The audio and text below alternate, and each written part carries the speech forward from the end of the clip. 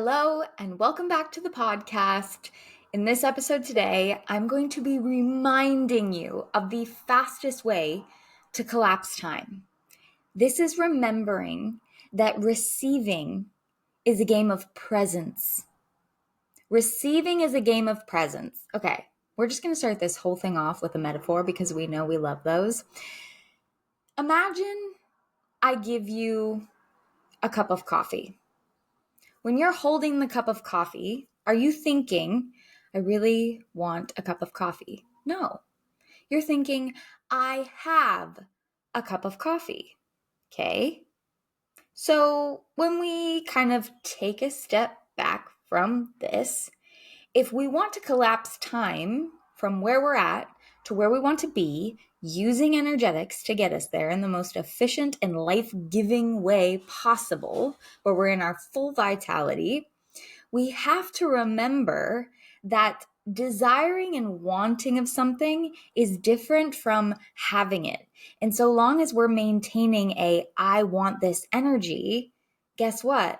Even when you're in the future version of yourself, a minute from now, this time tomorrow, this time next week, this time next month, this time next year, guess what? You're attuned to I want that thing, meaning it's not yet here.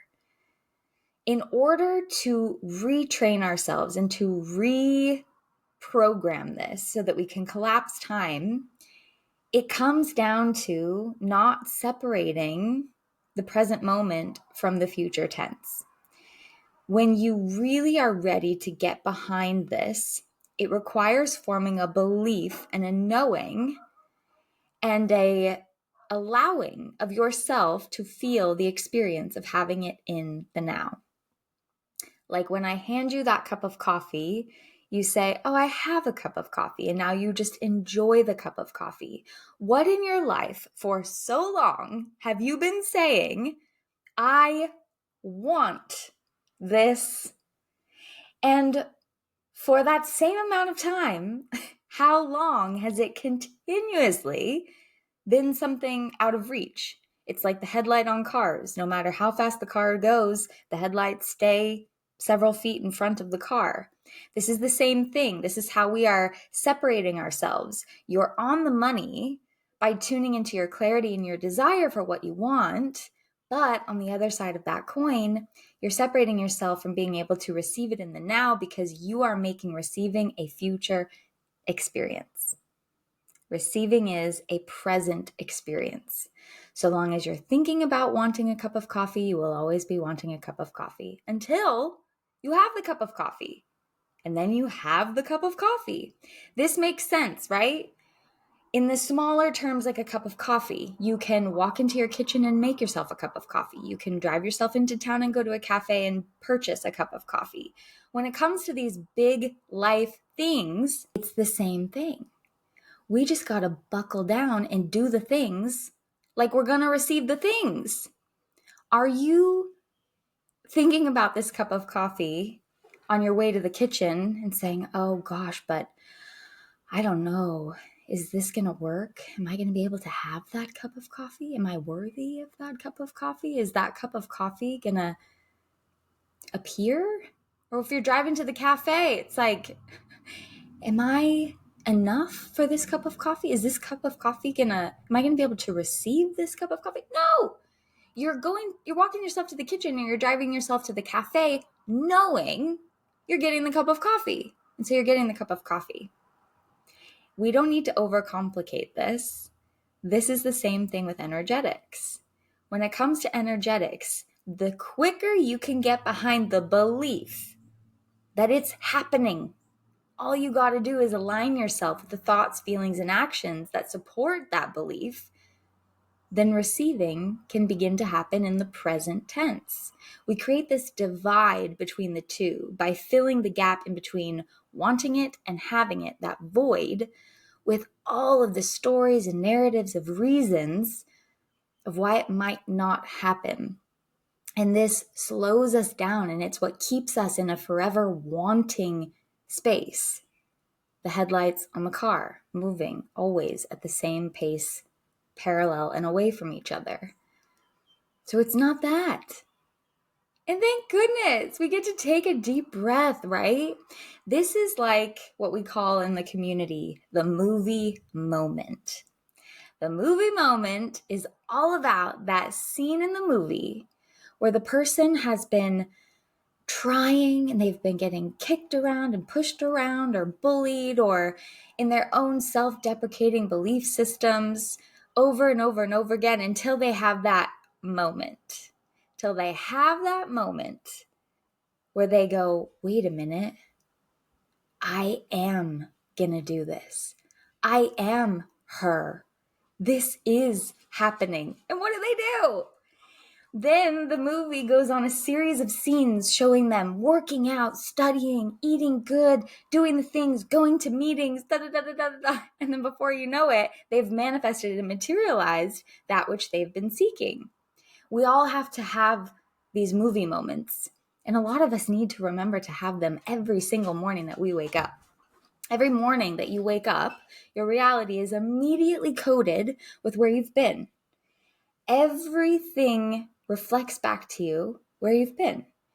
So if you are really wanting to tap into where you're going and make receiving a presence experience, then you have to be clocked into your movie moment first thing in the morning. This means deep intentionality with the small habits, deep intentionality with the mind.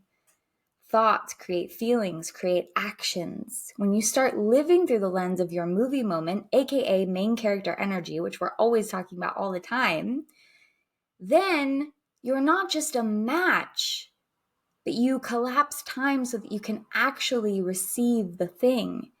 You can actually be the beholder of what it is that you've been calling in for so long. So for any of you that have not gotten into the work of Bruce Lipton, in the community, we just read The Biology of Belief, and it is one of the most incredible books I've ever read.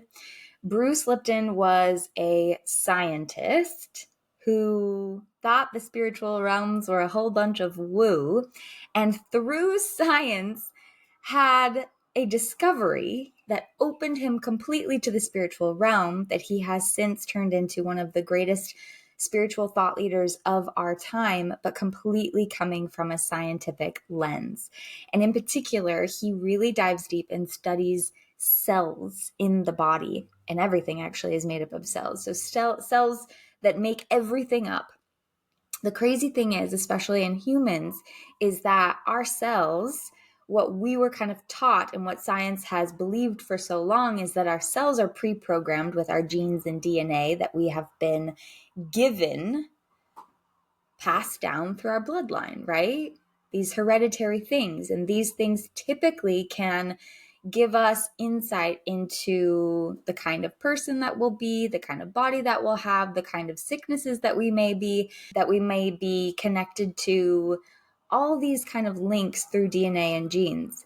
But what he found is that cells are not pre-programmed. We have free will. And the moment we wake up to this, the power of our beliefs and energetics actually can teach our cells to recode and rewire themselves using quantum physics and the quantum field to attune ourselves to the most healthy body possible and to the most extravagant life possible for ourselves and for the world. So this was a really, really crazy thing to read. Like, the highlights and the sticky notes that I have going through this book are beyond. It is so beautiful. And really, the umbrella concept is the power of belief, because everything is energy. Everything is energy. We know that. If you're a listener of this podcast, everything in this universe comes down to energy, which is why, what's the most important thing that we can be learning? Energetics. If we give a damn about the wellness and the well-being and the ability for ourselves in this world to heal, to alchemize, to be in joy, to be in harmony, it all comes back to energetics all the time. Okay, so we know that I may be biased, but energetics are the most important thing that we can learn, and they are about 95% of our results, okay? So when we're tuning into what Bruce Lipton is talking about in this book, if we know that everything is energy, our thoughts have so much energy. And what he found is that, contrary to main belief, which was that the nucleus inside of a cell is the brain of a cell, that's not it at all. They found that you can actually take the nucleus out of a cell and it still operates just fine. So if that's true, then what is the brain of the cell? He found that it's actually the cell membrane, and the cell membrane has all of these receptors that are constantly analyzing the environment. And as we know through the law of attraction, like attracts like. So whatever is in their environment, they will adopt themselves to, and they will then send information into the inside of the cells to match that about what's going on outside. Not good, not bad. It's just this what's happening. So this is what we're going to shapeshift into to match that. And belief is the most powerful thing of all, because it does not even matter where you are living, what you're doing, what your circumstances are. If you can harvest a belief, a knowing with not just the conscious mind, but that also starts to go in and rewire at the subconscious level, your entire body will respond to that. And from that, the entire quantum field will respond to that. This is how powerful we are, and this is where we have free will in this energetic universe. This is one of the most beautiful things that we can lean into. So if we circle this back around to the beginning with the cup of coffee, your belief, your knowing, I'm going to have a cup of coffee, allows you to go from wanting the cup of coffee to receiving the cup of coffee and enjoying the cup of coffee in the present moment. But it all started with the belief, the knowing, I'm having a cup of coffee. What in your life have you been staying in the holding pattern of wanting? Why have you not let yourself been believing it as truth in your movie moment that you get to have the cup of coffee? And that in fact, the cup of coffee is on its way. All you've got to do is believe that, so that you feel that, so that you act like it, and then you get to receive it. There's one story from the book that I really want to share that really captures the power of belief. So there was this man that had this skin rash all over his body, and he went to this man who studied energetic medicine. Okay, so if we know all this to be true, then energetic medicine should be able to cure us of anything. Science is quickly catching up to this, as Bruce Lipton says. So he went to this energy healer, and they thought that it was just some skin rash, and the guy didn't want to take antibiotics for it. And so the healer said, okay, I can help you. Let's do it.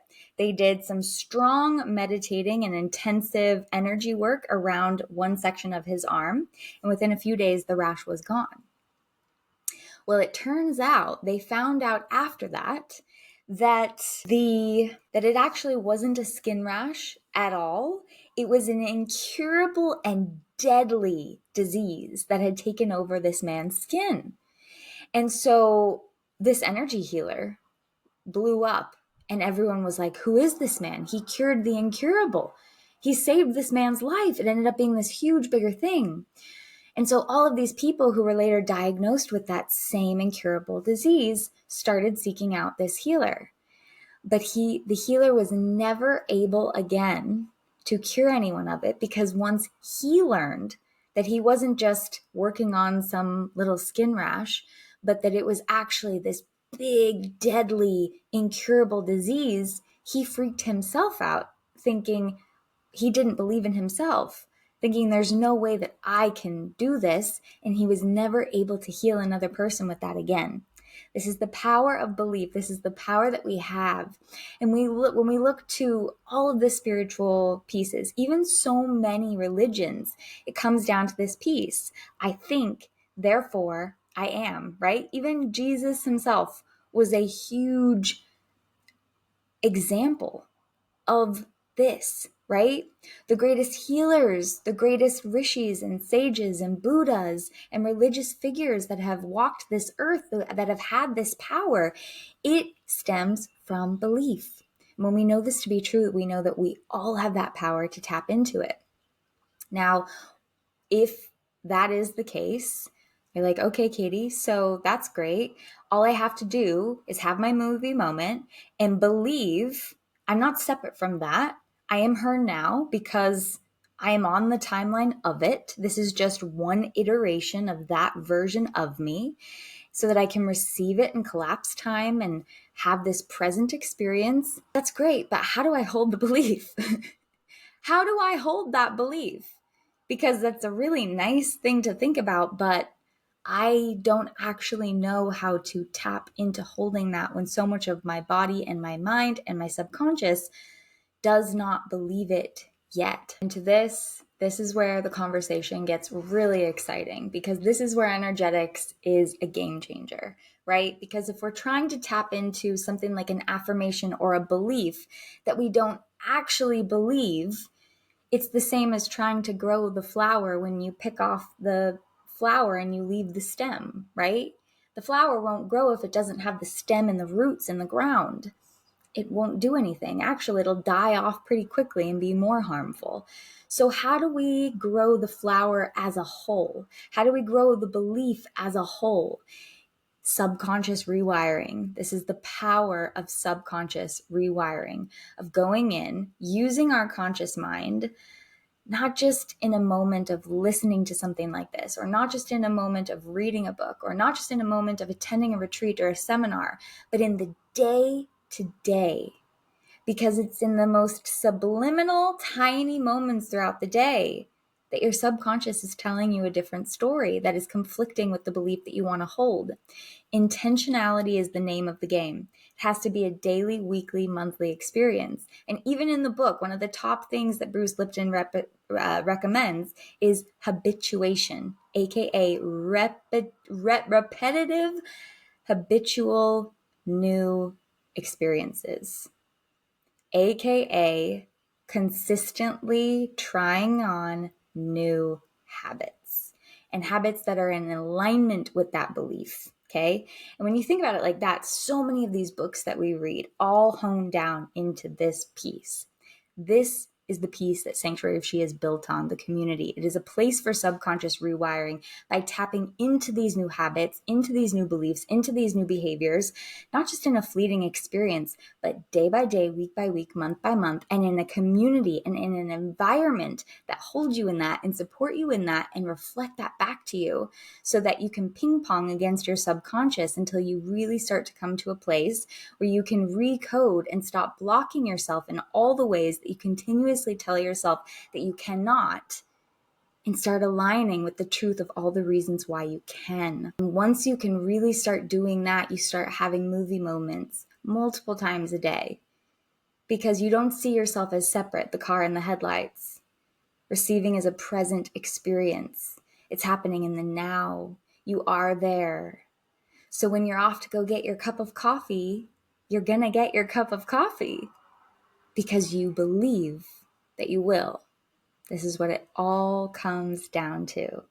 So, for all the things in your life that you have been stuck in the void between wanting and having, what would it feel like to try on the experience of, I am her now. I have it now. I am this now. I am, therefore, I am. Even if the physical sense isn't available to you right now, even if the physical materialization of this thing is not yet landed, how can you believe it will be? It's like that trip that you have coming up in a couple months. It's not here yet, but you know you're going. The flights are booked, the hotel's booked, everything's booked. So you are excited today because you know you're going on the trip. And so everything you do today is preparing for that, right? Getting all of your work and your ducks in a row and all of your things in the house and the dog sitter and all the things are there because you're preparing.